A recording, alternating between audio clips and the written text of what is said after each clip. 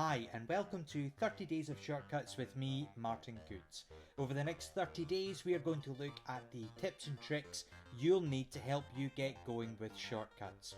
From building them to using them to finding them, we've got you covered. Let's get started on today's activity.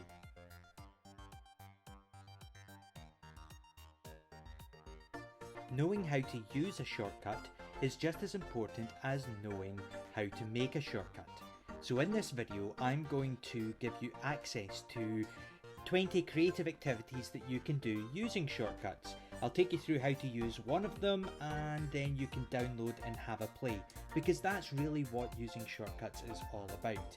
Getting proficient with how it works, how you can use it, and then how to modify it. One of the ways you can do that is with a pre-populated set of shortcuts.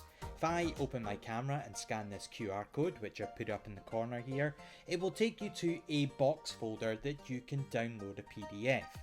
This is very similar to the 30 creative activities that Apple Education released during lockdown. Each of these activities has a specific purpose when it comes to using shortcuts in Everyone Can Create. You can download the file and it will save to your Files app. So if I let that download just now, take a quick scroll through, show you some of the things that might be available.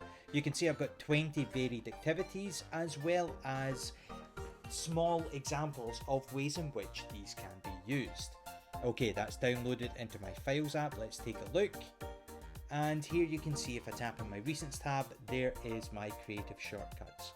Going through, if I want to download any of them, I just tap where it says here. Each of those is a link to the shortcut itself. Let's start by maybe taking the device frames one just here.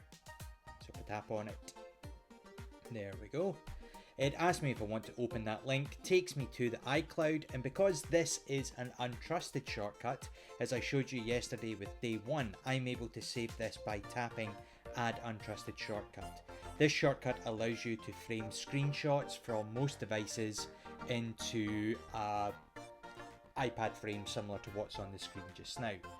I'll take you through some of these in the subsequent days that are coming, but I really just wanted you to download this, have a look, have a play, because that's really what using shortcuts is all about.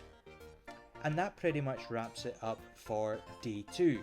Join me tomorrow where I will take you through some more exciting stuff that you can do with shortcuts. Thank you.